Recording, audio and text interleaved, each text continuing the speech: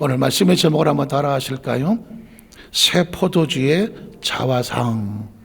한번 따라, 새 포도주의 자화상. 늘 만남에 누가 누구를 만났다, 이런 만남의 제목이었었는데요, 오늘은 역시 같은 만남이지만 조금 다른 각도에서 새 포도주의 자화상, 이런 제목으로 말씀의 은혜를 나누기를 원합니다.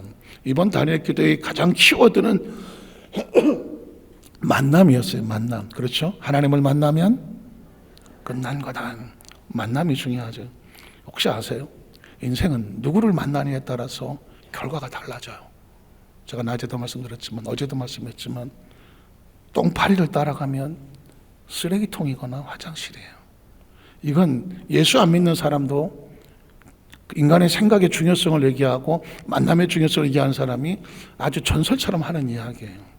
골보를 따라가면, 가보면 거기는 꽃밭이에요. 혹시 아세요? 피나클이라고 하는 분수령이라는 말이 있어요. 분수가 올라가서 꼭대기에서 갈라지는 거예요. 어느 쪽으로 갈라지냐에 따라서 운명이 달라져요. 거꾸로 하늘에서 내려오는 빗방울이 백두산 꼭대기 가장 높은 곳에서 딱 떨어져서 어느 쪽으로 튀느냐.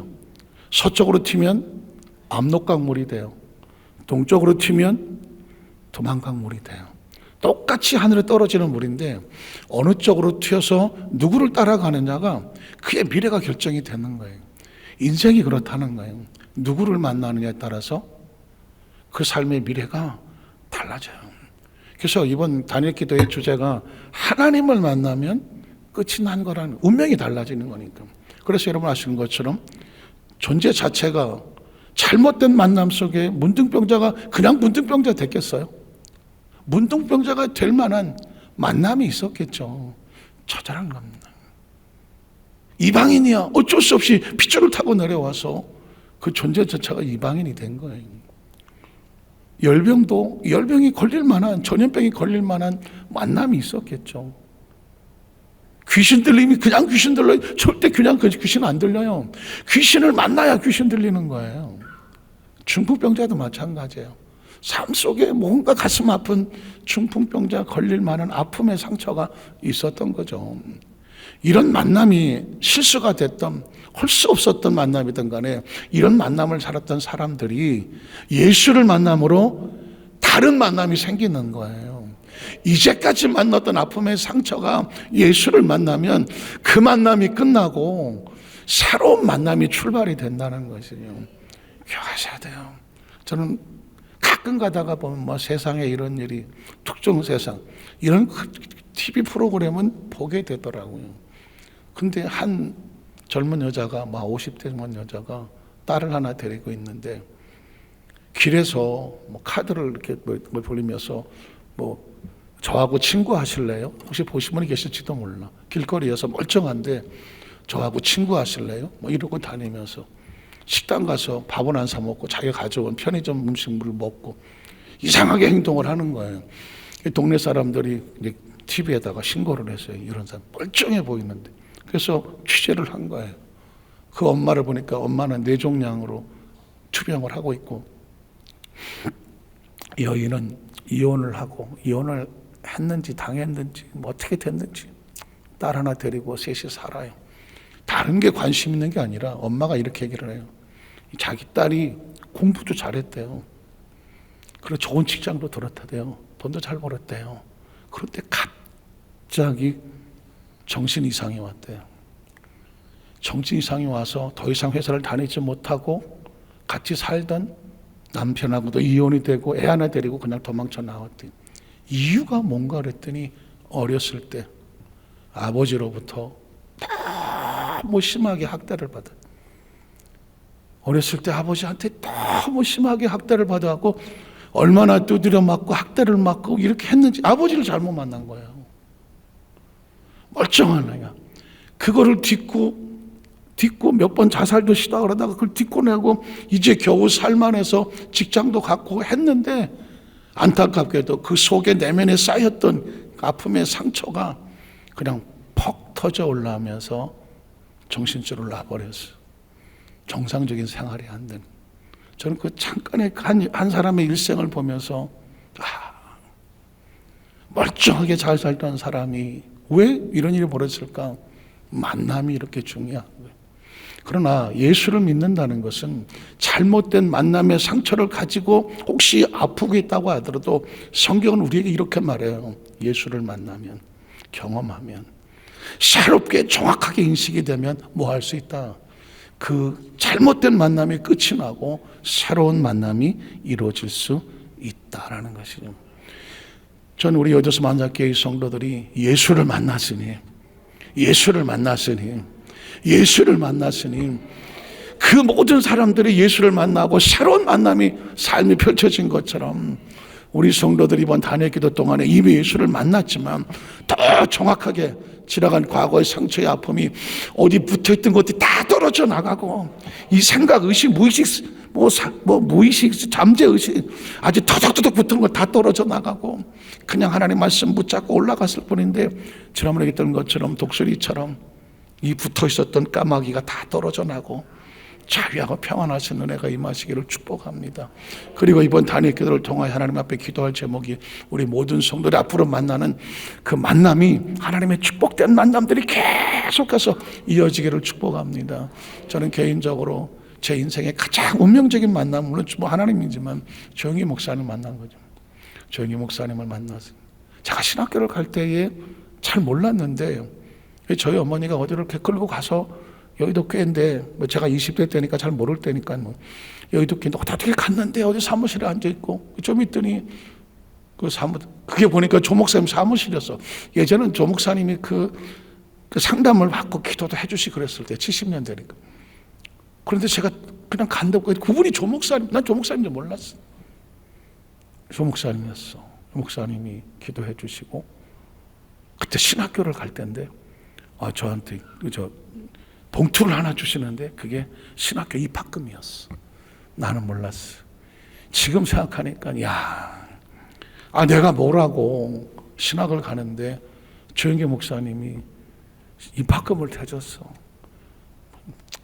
알아서 내준 게 아니라 저희 어머니가 지역장이니까 조장이니까 구구절절히 편지를 쓰셨겠지. 우리 아들이 신학을 가고 해야 되는데 입학금이 없어갖고 목사님 그렇게 쓰셨을 것 같아 내 생각에.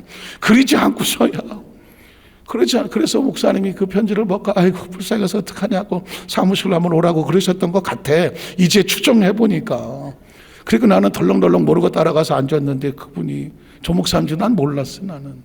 그런데 봉투를 하나 줬던 기억이 나는데 그걸 가지고 입학처에 갖다가 냈더니 등록금이었어. 그 이후 하여간 어떻게 해서 조 목사님 여기서 교육자가 돼서 왔을 때 그래서 지나갔으니까 제가 원단교회 담임 목사가 되고 나서 얼마 안 있어갖고 우리 집사람하고 상의를 했어요. 그래서 꼬박꼬박 만화가 막아갖고 그때 당시 돈 1,000만 원으로 목사님한테 갖다 드렸어. 그리고 그렇게 얘기했어.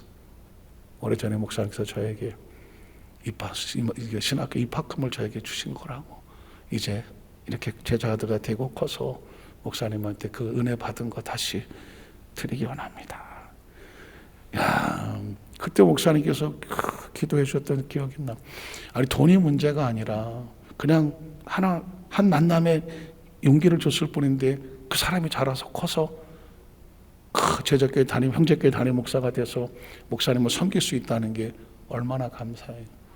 그러니까 그 만남이 여기까지 와서 하나님 우리 여도수 만삭교회 성도들이 어떻게 살아와서 여기까지 와 있다고 할지라도 여도수 만삭교회 우리가 함께 만났잖아. 이 만남 속에 서로에게 선한 영향력을 미쳐서 여기도수 만삭교회 들은 모든 성도들마다 예수님 안에서 이 놀라운 축복의 만남이 계속 이어져 가고 서로서의 축복이 되어지게 하여 주시옵소서. 그 기도가 아주 절박하게 나오더라고. 그래서 우리 여기도수 만삭교회 성도들은 하나님을 만나고 성령님을 만나고 예수님을 만나서 문둥병자처럼 백부장처럼 만났던 사람들마다 인생의 삶이 새로워졌던 것처럼 우리 모든 성도의 새로운 역사가 있기를 주의 이름으로 축복합니다. 오늘은 그 많은 사람들이 나오는 게 아니라 오늘은 내 안에 새로운 자화상, 나는 하나님 어떻게 만날 것이냐는 거죠. 내 안에 새로운 자화상에 대해서 성경은 말씀합니다. 첫 번째로 예수님의 제자들은 왜 금식하지 않는가? 마태복음 9장 14절에 보면 그때 요한의 제자들, 여러분 눈치채셨습니까? 자, 예수님의 제자가 있고 요한의 제자가 있어요. 자, 그러면 요한의 제자는 누구 따르는 거예요? 요한을 따르는 거잖아요. 그러니까 요한의 가르침과 의식이 들어있죠. 요한은 구약시대의 마지막 선지자예요. 그러니까 세례 요한의 머릿속에는 율법이 들어있어요. 계명이 들어있어요. 예수 그리스도의 복음과 은혜를 아직 몰라요.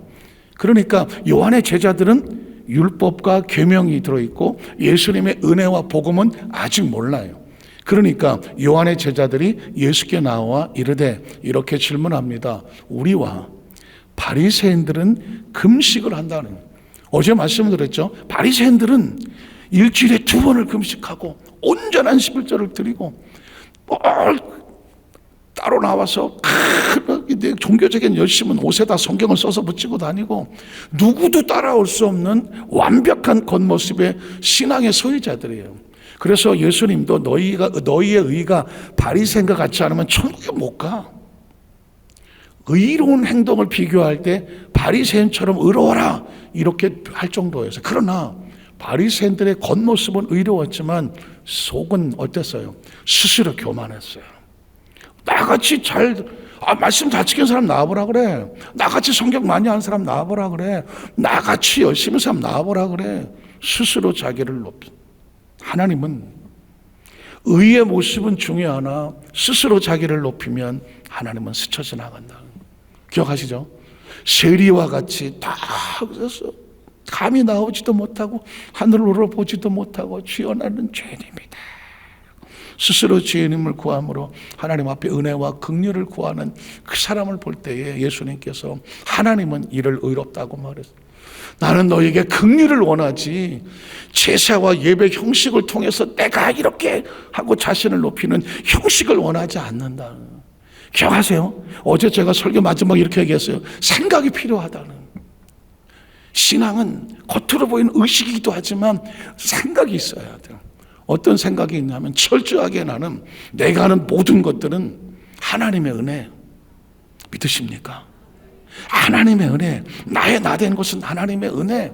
그러므로 내게 준 어떤 것을 가지고 나는 자랑할 것이 없고 다른 사람하고 비교할 것이 없고 다른 사람을 비판하고 정죄할 수도 없고 다른 사람에 대해서 어떻게 뭐라고 할 수 있는 권한이 나에게 있다 없다? 없어요. 내가 다른 사람을 판단하면 하나님이 너를 판단하실 거라면서.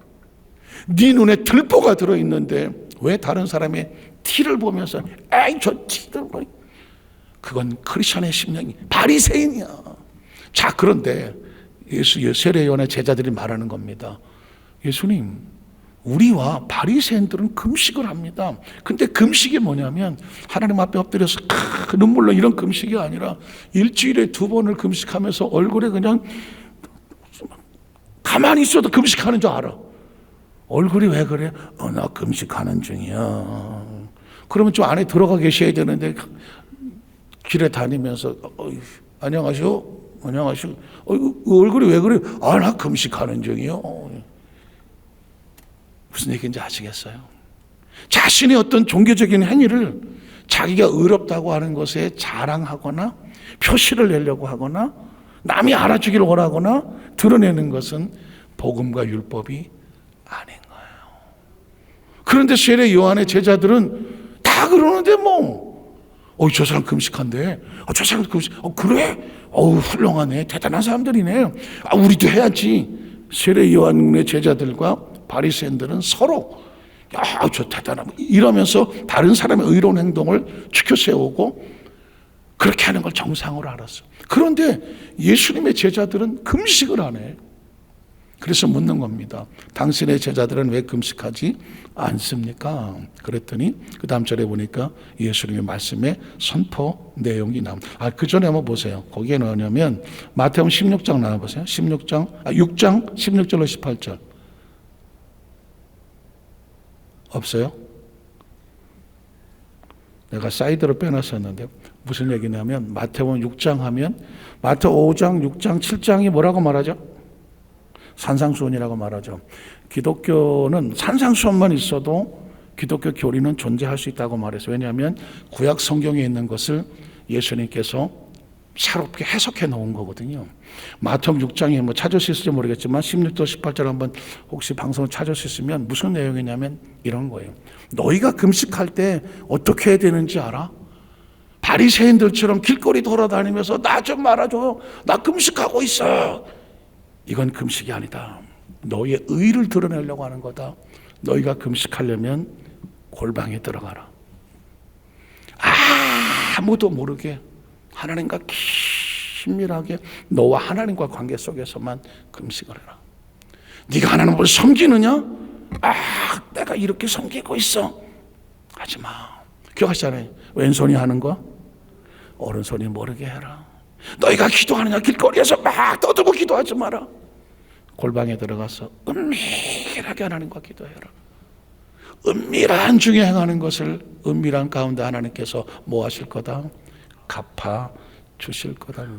그래서 그 유대 민족과 바리새인과 서두가인들이 이 종교화하고 있는 이 구약 시대, 이걸 어떻게 깨트리나? 이거 하나님 원하는 거 아니거든. 그래서 어제도 말씀드렸지만 하나님이 견디다 못해서 육신을 입고 땅에 뛰어내려 오셨다고 말하는 거예요. 가장 낮은 말구이에서 가장 천한 목수의 아들로 나사렛에서 예수님께서 30년을 묵묵히 지내고 그리고 30에 공생애를 하면서 그 예수님의 출사표가 뭐예요? 가난한 자, 포로된 자, 소외된 자, 눈먼 자, 갇힌 자, 그들을 자유케 하려 함이라는 것은 뭐예요? 이 사람들은 율법이나 어떤 계명이나 규정으로 갖다 놓으면 도저히 하나님 나라에 들어올 수 없는다는데요. 신현이 됐잖아요. 예수님의 또 다른 이름은 신현이라는. 한번 따라하세요. 신현. 예수님이 다 빛을 갚았으므로 이제 당신들은 더 이상 빚진 자가 아니라 새로운 자, 자유한 자, 나온 자, 치료함을 받은 자, 하나님의 손길에 복을 받은 자예요. 이게 바로 복음인 거죠. 자, 그래서 두 번째로 보면 예수님 말씀의 선포 내용을 보면 마태복음 9장 15절에 이렇게 말하고 있습니다. 자, 예수께서 그들에게 이르시되 혼인집 손님들이 신랑과 함께 있을 동안에, 잘 들어보세요. 신랑은 예수님이에요. 자, 신랑이요. 이제까지 신랑이 없었던 그 구약 시대에 메시아가 와서 이제 이곳을 잔치집으로 만들었어. 그러면 예수님 메시아가 와서 구세주가 와서 신랑이 왔어. 그 집안에 있을 동안에 혼인집에 잔치해요? 잔치 안 해요? 잔치를 하죠. 금식을 해요? 금식하지 않아요? 금식은 안 하죠. 세상에 제일 힘든 게 뭐예요? 예를 들어서 잔치를 벌려놨어. 마치 그 주인이 큰 잔치를 벌려놓고 손님을 초청했어. 손님을 초청해놓고 막 발보채에다가 양장피에다가 잡채밥에다가 탕수육에다가 아는 게 그게밖에 없어갖고 하여튼간에 뭐 어쨌든 뭐 잘들 갖다 놨어. 그래놓고는 자 맛있게 드세요 그랬더니 이러고 있어. 왜 그러냐지? 나 금식해요. 정말 세상 왕짜증이다 진짜. 손님을 초청해놓고 음식을 마련한 사람의 제일 원하는 게 뭐라고요? 제발 좀 잘 먹어주는 거야. 좀 해봐서 안다니까. 잔치를 벌여놓고 했더니 맛있다고 막 먹고 그냥 한 그릇 더 주시. 그러면 그렇게 고맙더라고. 그런데 갖다 놨는데 앉아갖고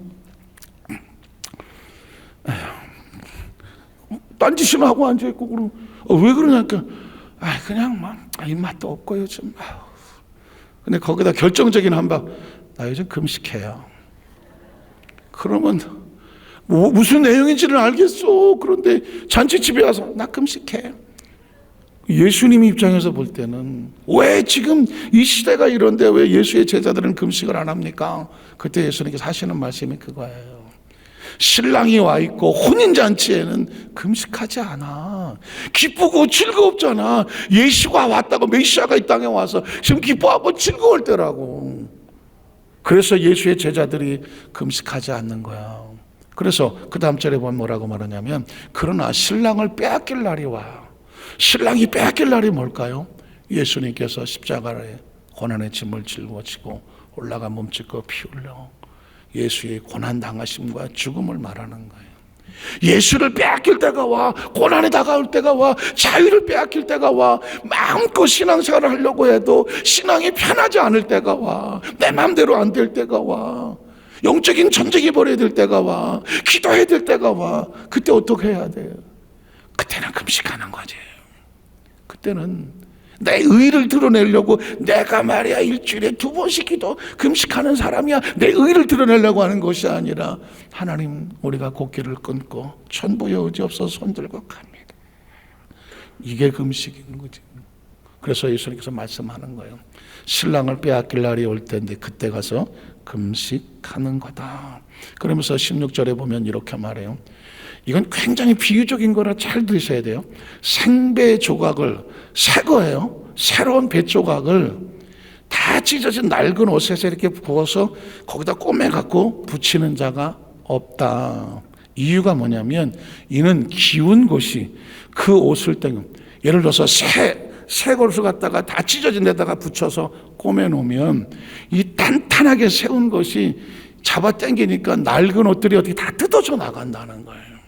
그래서 헤어짐이 더하게 됩니다. 그래서 새 포도주를 낡은 가죽 부대에 넣지 않는다. 다 이미 벌어질 대로 벌어지고 탄력이 없는 낡은 부대에 새 포도주를 집어넣으면 새 포도주가 빵 하고 부풀어서 터져야 되면 이 낡은 가죽 부대는 어떻게 돼요? 빵 터져져 버리죠. 굉장히 지금은 이 얘기는 예수 그리스도에 대해서 복음과 은혜, 그리고 율법과 계명이 어떻게 조화가 되는지를 보여주는 거예요. 자, 그래서 넣지 아니하나니 그렇게 하면 부대가 터져서 포도주도 쏟아지고 부대도 버리게 됩니다. 그 저 유명한 새 포도주는 새 부대에 넣어야 둘이 다 어떻게 된다? 보존이 된다는 겁니다. 그러니까 이제까지는 구약의 율법과 계명, 그리고 바리새인과 서긴 같은 종교적인 풍습으로 하나님 앞에 그런 식으로 율법으로 나와서, 그러니까 율법과 계명을 지켜야 하나님의 자녀로서 천국을 가는 이런 그 시대 속에서 예수 그리스도가 이 땅에 오셨던 예수님은 새 포도주야, 새 포도주. 율법과 은혜로, 마태복음 5장 6절 7장에 산상수훈의 율법을 은혜로 새롭게 해석했던 것처럼 일주일에 뭐 금식 두고는 내가 막 이렇게 의로워야 의로운 자라고 하는 것이 아니라, 죄인이든 뭐 장녀든 세리든 이방인이든 문둥병자든 예수님께서 그들을 새로운 만남을 통해서 새로운 축복을 주시려고 하니, 이런 새로운 만남을 얻으려면, 예수가 우리 속에 들어오려면 내 의식 속에서 이 낡은 사고가 빠져나가야 돼. 옛날 그 구약의 사고가 빠져나가야 돼. 바리새인의 사고가 빠져나가야 돼. 서기관의 사고가 빠져나가야 돼. 요한의 제자들의 사고가 빠져나가야 돼. 야, 우리가 마땅히 뭐 이렇게 해야 하나님께서 뭐 우리를 축복하시는 거 아니야? 그래야 구원받는 거 아니야? 그래야 뭐 어떻게 되는 거 아니야? 조건과 이유를 따져갖고 이걸 하면 내가 의롭고, 이걸 안 하면 저 사람은 의롭지 않고, 이걸 하면 내가 높아지고, 이걸 안 하면 저 사람은 낮아지고 하는 비교와 평가가 아닌, 예수 그리스도 안에서 우리는 모두 다 죄인이고 하나님의 은혜가 아니면 구원받을 수 없는 존재인데, 그래서 우리의 심령을 다 옛 낡은 것을 버리고 새 가죽 부대가 되어졌을 때, 비로소 예수 그리스도의 새 은혜가, 포도주가 들어왔을 때 포도주도 살고 가죽도 산다는 것입니다. 이해가 되시겠어요? 이 철저하게 지금 이번 말씀을 하면서 그냥 뻔히 하는 이야기가 아니라, 감정과 기분이 아니라 이 기독교적인 기본적인 교리에 생각이 필요한 거예요. 예수를 믿는다는 건 뭘까? 새 포도주는 뭐고 새 가죽 부대는 뭘까? 우리가 버려야 될 낡은 가죽 부대는 뭘까? 끊임없이 내 속에는 처절한 절망과 좌절과 낙심으로 인간적인 평가로 너 그런 놈이잖아, 저 사람 저런 놈이야 하고 그동안 세상적인 기준으로 율법으로 판단했던 의식과 사고를 다 던져버려야 돼요.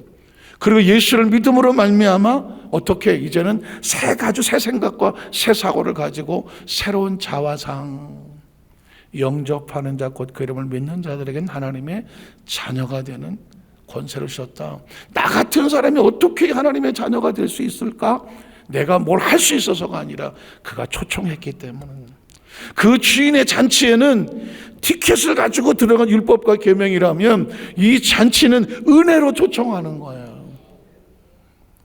주인이 이름을 불러주고 초청장을 줬기 때문에 예수가 우리의 초청장이 들어올 수 있는 거라고. 아이, 제가 거기 가도 될까요? 나 같은 사람이? 아니야, 와도 돼. 누구의 이름으로? 예수의 이름으로. 이 예수의 이름이 새로운 포도주야. 그리고 새로운 포도주를 가짐으로 내가 새로운 신분이 되는 게 새로운 가죽 부대예요. 제가 그거를 로마서에 있는 말씀을 한번 비교해 볼게요. 로마서 7장 14절로 15절인데요. 그냥 이거는 제가 한번 쭉 이게 우리의 옛날 모습이에요. 자, 우리가 율법은 신령한 줄 알거니와 나는 육신에 속하여 죄 아래 팔렸도다. 내가 행하는 것을 내가 알지 못하노니 곧 내가 원하는 것은 행하지 아니하고 도리어 미워하는 것을 행함이라. 만일 내가 원하지 아니한 그것을 행하면 내가 이로써 율법이 선한 것을 시인하노니 이제는 그것을 행하는 자가 내가 아니여 내 속에 거하는 죄가 내 속에 들어오면 내 맘대로 안 돼요. 내 속 곧 내 육신에 선한 것이 거하지 아니하는 줄을 아노니 원함은 내게 있으나 선을 행하는 것은 없노라. 자, 내가 원하는 바 선을 행하지 아니하고 도리어 원하지 아니한 바 악을 행하는도다. 그게 뭐예요? 만일 내가 원하지 아니한 그것을 하면 이를 행하는 자 내가 아니야. 내 속에 뭐가 있기 때문에.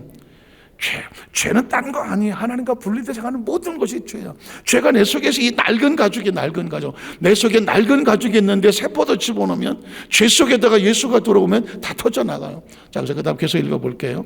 그러므로 내가 한 법을 깨달았노니 곧 선을 행하기 원하는 나에게 악이 함께 있는 것이로다. 내 속 사람으로는 하나님 법을 즐거워하고 내가 살기를 원하지만 내 지체 속에 다른 법이 내 마음의 법과 싸워서 내 지체 속에 있는 죄의 법으로 나를 사로잡는 것을 보는도다.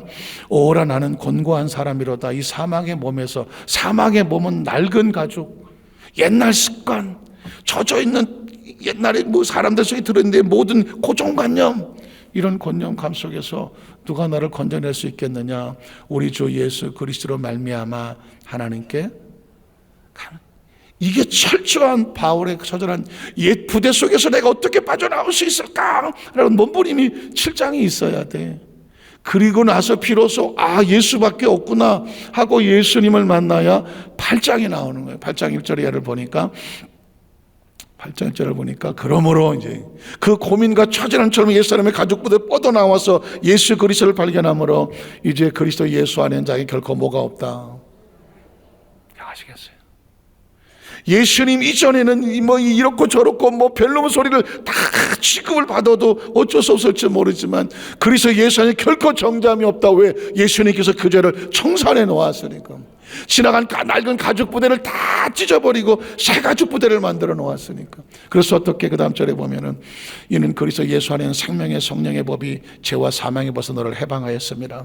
율법이 육신으로 말미암아 연약하여 할 수 없는 그것을 하나님은 하시나니 곧 죄로 말미암아 자기 아들을 죄 있는 육신의 모양으로 보내어 육신의 죄를 정하사 육신을 따르지 않고 영을 따라 행하는 우리에게 율법의 요구가 이루어지게 합니다. 우리가 지키지 못하는 율법을 예수께서 대신 짊어지셔서 율법을 완전하게 지킨 자의 모습을 이루어 주셨기 때문에 우리의 의가 아니라 예수님의 의를 힘입어서 하나님 아버지 앞에 나간다는. 그 다음 절에 보면 그래서 육신을 따른 자는 육신의 일을, 영을 따른 자는 영의 일을 생각하나니 육신의 생각은 사망이요 영의 생각은 생명과 평안이라. 육신의 생각은 하나님과 원수가 되나니 이는 하나님 법에 굴복하지 아니할 뿐 아니라 할 수도 없음이라. 육신에 있는 자들은 하나님을 기쁘시게 할 수 없느니라. 만일 너희 속에 하나님의 영이 거하시면 너희가 육신에 있지 아니하고 영에 거했나니 누구든지 그리스도의 영이 없으면 그 사람이 아니죠. 또 그 다음 절에 보면 그리스도께서 너희 안에 계시면 몸은 죄로 말미암아 죽은 것이나 영은 의로 말미암아 살아있는 것이니라. 예수를 죽은 자 가운데 살리신 이의 영이 너희 안에 거하시면 그리스도 예수를 죽은 자 가운데서 살리신 이가 너희 안에 거하시는 그의 영으로 말미암아 너희 죽을 몸도 살리시리라. 그러므로 형제들아 우리가 빚진 자로 돼 육신에게 져서 육신대로 살 것이 아니니라. 너희가 육신대로 살면 반드시 죽을 것이로되 영으로서 몸의 행실을 죽이면 어떻게 된다? 산다. 믿으십니까? 말씀을 정리하기를 원합니다.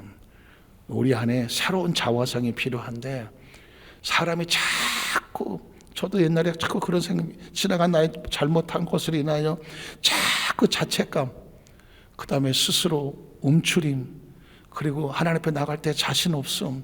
야, 난 왜 이럴까? 왜 나 같은 사람은 내 지나간 부끄러운 모습, 막 이런 상처들, 아픔들, 이런 게 마음에 들어올 때 그것을 자꾸 짓누르는 게 뭐냐면 마귀예요. 너 이런 놈이잖아. 너 이런. 그래서 여러분 정죄하고 참소한다는 것은 마귀의 역할이에요. 마귀의 역할. 그때 우리 속에 성령님께서 우리 안에 계셔서 대신하여 변호해 주신 예수 그리스도의 십자가가 우리의 지나간 과거의 모든 잘못으로부터 다 청산하였으니 이 사람은 이제 하나님 앞에 담대히 나갈 수 있는 사람이 되었습니다. 이 땅에 살면서 한 번도 죄를 짓지 않은 것 같은 의의 모습을 얻었습니다. 그리고 이제 하나님 앞에 나아갈 때에 하나님의 자녀의 모습으로 기쁨으로 나갑니다. 마귀가 더 이상 정죄하고 참소할 수 없다. 한번 따라하시겠습니다. 더 이상 마귀가 나를 정죄하거나 참소할 수 없습니다. 나는 예수님 안에서 의의 옷을 입었습니다. 이 세상에서 한 번도 죄를 짓지 아니한 그 의의 모습을 입혀주셨습니다. 이제 하나님 앞에 나갈 때에 그가 나를 초청해 주셨고 인정해 주셨기 때문에 담대함으로 나갑니다. 이게 예수의 의를 힘입는다는 거예요. 의의 자화상이 필요한 거예요. 앞으로도 마찬가지예요. 끊임없이 마귀는 우리를 정죄하고 참소할 거예요. 너 옛날에 이런 죄 졌잖아. 너 이런 놈이잖아. 계속 참소할 거예요. 그때 여러분, 이걸 이겨낼 수 있는 힘은 다른 거 없어요. 예수의 의를 힘입었으니 예수의 피를 의지하여, 예수 공로 의지하여, 예수 십자가 의지하여, 예수를 의지하여 하나님 앞에 담대히 나갑니다. 이게 진짜 예수를 만난 사람이에요. 오늘 저와 여러분이 우리 내면 속에 예수님 주신 축복의 자화상으로 새롭게 된 자화상, 그 기쁨으로 영적 전쟁에 승리하시기를 주님의 이름으로 축원합니다. 기도하겠습니다. 하나님 아버지 감사합니다.